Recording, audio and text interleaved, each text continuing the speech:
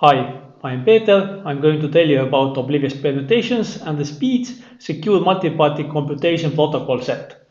So it's a MPC protocol which is based on secret sharing over some field F. So it executes arithmetic circuits over this field. It tolerates dishonest majority. So all but one parties can be controlled by the adversary. And well, it gives you active security with abort, which means that active attacks will not leak anything, they cannot change the outcome, but they stop the computation and the attacking party is not going to be detected. And speeds is a very efficient secure multi-party protocol set. So a little bit about how speeds works.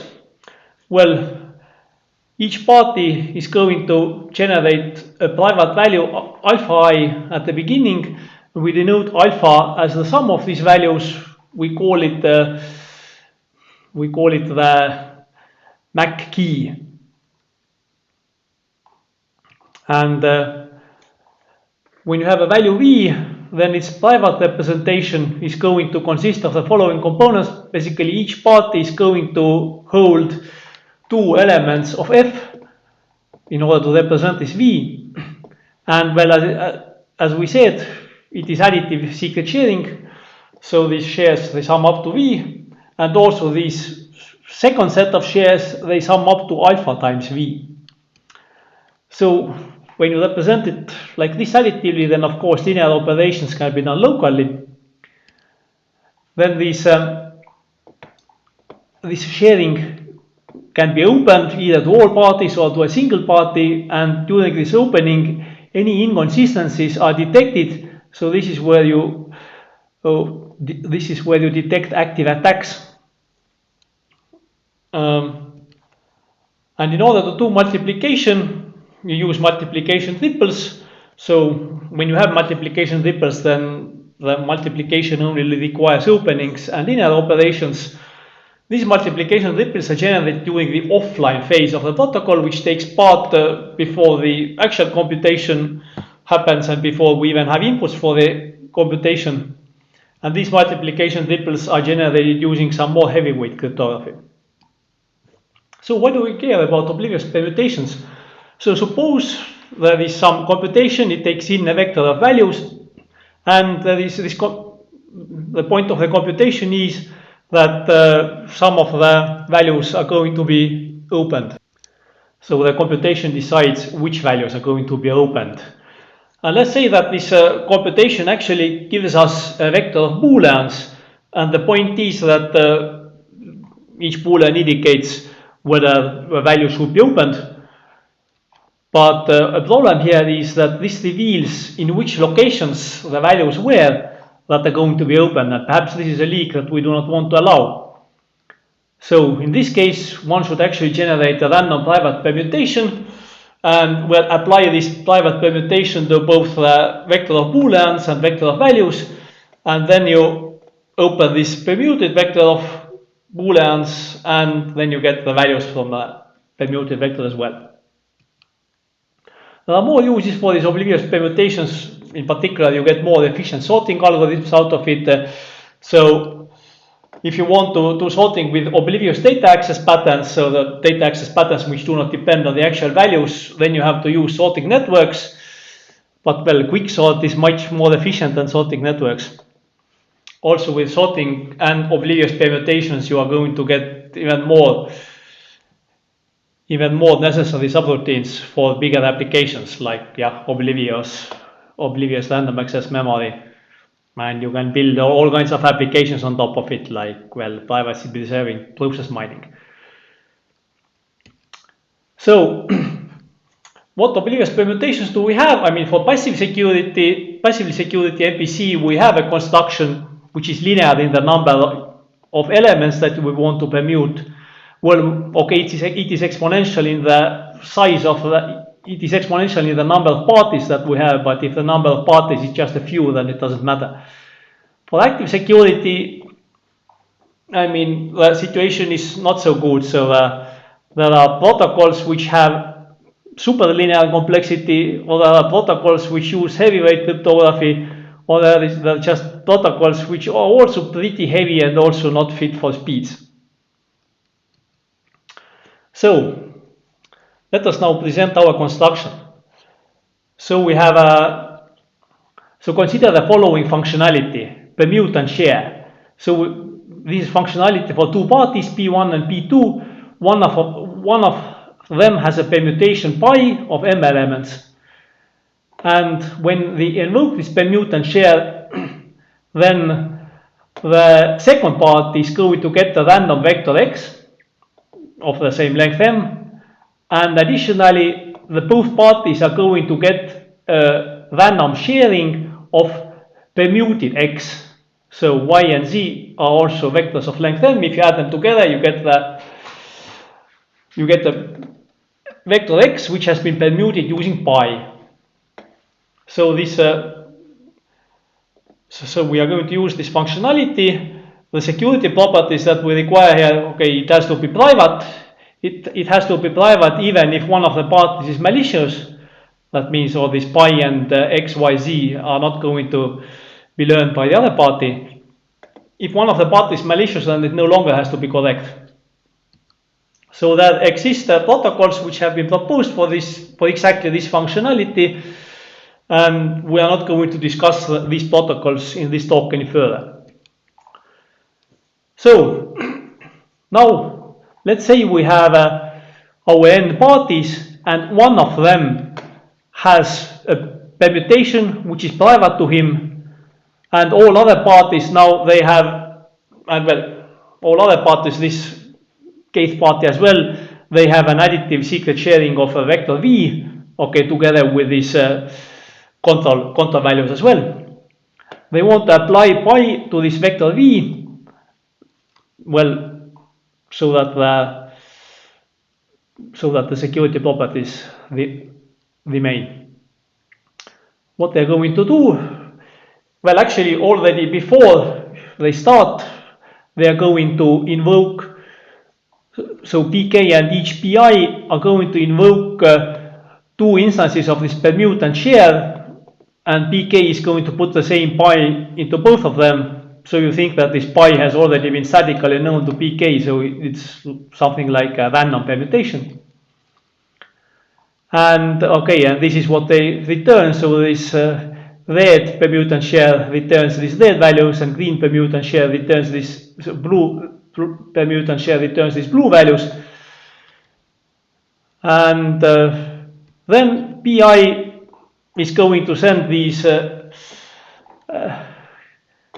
shares of v to pk, but marsing them with x. X is a random value, so this is okay. And now they are going to define the shares of w here and some shares of si. And just that using the properties of permute and share, we now know that this si and wi together, they additively share permutation of vi. So pk runs this protocol with all the pi in parallel, obtaining, pi obtains this wi as a result of this protocol, and pk obtains some s1 to sn, well, except for sk, but here also going to define the sk like this, and then add all these s's together, it gives him the wk, and well, it shares the same vector as v shared, except that it is permuted using pi. Okay, this private, well, it's not necessarily correct. I mean, if the parties deviate, then perhaps this is no longer a sharing of the permutation of v. However, we can use it in the Oblivious permutation protocol. So let us define that when you have a permutation pi of some m elements, then this private representation of this one is just very similar to the additive secret sharing, but in this case it is just each party has a random permutation, so that the composition is going to be pi. And in order to apply this private pi to a private vector v, we are going to just apply pi 1, pi 2, etc. up to pi n, one after another, to this initial vector v, giving us the vector w in the end. Again, it is private, but how about the correctness? About correctness, so given a vector v, define the following polynomial, which is just, that you take the variable minus all elements of the vector, you multiply them all together. Well, it is easy to see that if you have two vectors v and w, then the polynomials are equal exactly if v and w are permutations of each other. And this, so we can also easily check whether two polynomials are equal, at least if the length of vectors v, which is equal to the degree of the polynomial, if the length is much smaller than the size of the field. In this case, we can just verify this equality on a random element, and the polynomials have a much lower degree than the size of the field, so the probability of false positive is this m divided by the size of f, which, as we said, is due to this property is going to be very small. And now this operation, this verification, this we can easily implement using the primitive operations in speeds. So this here is exactly the same thing. So when we started with a vector v, which was private, and then ended up with a vector w, which was also private, now we can check whether they are actually permutations of each other. So we pick fresh random numbers r and r prime. They are also private numbers, and the operations to generate them are part of speeds. And well, we evaluate this PV at position r, we evaluate the polynomial PW at position r, we subtract, and we mask the result with a random value r prime. So, and then we open the result, and we abort if the result is not equal to 0. So this checks whether something is equal to 0 or not. I mean, these are also part of speeds already, because they have to be checked. The similar checks have to be done at all openings. So, and if it turns out that it is not 0, then in order to still avoid any possible leaks, we just use this random r prime, which is going to mask them. We may also want to have two vectors which we are going to permute with the same permutation. Well, for example, perhaps we have already permuted one of the vectors, and then we want to apply the same permutation to another vector. I mean, in these applications of Oblivious permutations, we are going to have such use cases. We can do the first part of the permutation protocol exactly in the same way as we had for a single vector. Well, we just have to use the same permutations, and then the check is just going to be a little bit more complicated. I mean, the polynomial is going to be more complicated. And now so instead of a random value for x, we also now need a random value for y, which is going to be this s. And we now open this r and s, which is safe to do. We open s in order to have less multiplications in this part. Now this is a multiplication of a public with a private value, which is a local operation. If we hadn't opened s, then we would have a private times private multiplication here. And we still mask it with r prime, and we open the result the same way. So, about the complexity, indeed, so this first part, indeed, well, we see it is linear in the number of elements m. Okay, still the dependency on the number of parties is not so good, but if the number of parties is very small, then it's okay. I mean, if n is something like 2 or 3, then it is okay. Similarly, the number of communication rounds depends linearly on the number of parties. The evaluation of polynomials, also the number of multiplications, is linear, and actually the multiplicative depth is going to be logarithmic. There is actually ways to turn it into constant depth, but this would increase the number of multiplications by a couple of times, so it's probably not worth it. And thank you for your attention. This was my presentation.